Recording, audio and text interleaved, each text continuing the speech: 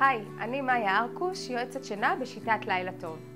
היום נדבר על איך לבנות סדר יום לתינוק ולמה שגרה היא כל כך חשובה. מיד מתחילים.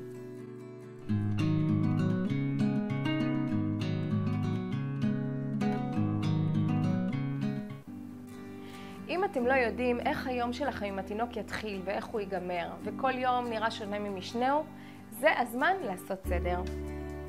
הסדר הראשון שצריך לעשות עבור התינוק החל מגיל לידה הוא ההפרדה בין יום ללילה. ביום תצאו איתו החוצה, תחשפו אותו לאור השמש, תטיילו איתו. אם אתם בתוך הבית, תפתחו את התריסים כך שיחדור אור מבחוץ.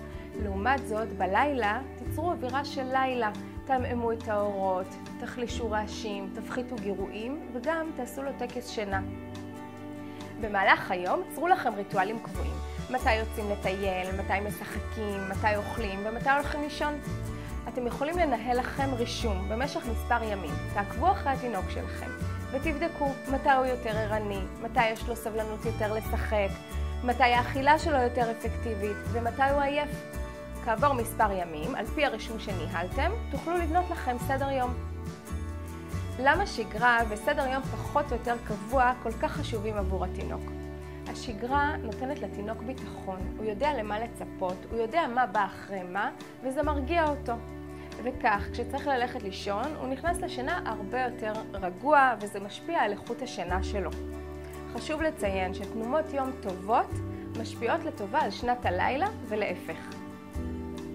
אם אהבתם את הוידאו הזה, אני מזמינה אתכם לחלוק איתי כאן למטה בתגובות איך נראית השגרה שאתם יצרתם עבור התינוק שלכם, ואנחנו נתראה בסרטון הבא.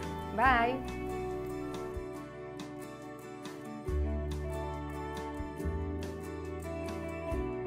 כך, כשצריך להשכיב אותו לישון, הוא נכנס לשינה הרבה יותר גרוע, לכם יותר קל, תעשו לכם רישום במשך איך נראית השגרה שאתם יצרתם עבור התינוק שלכם? לא.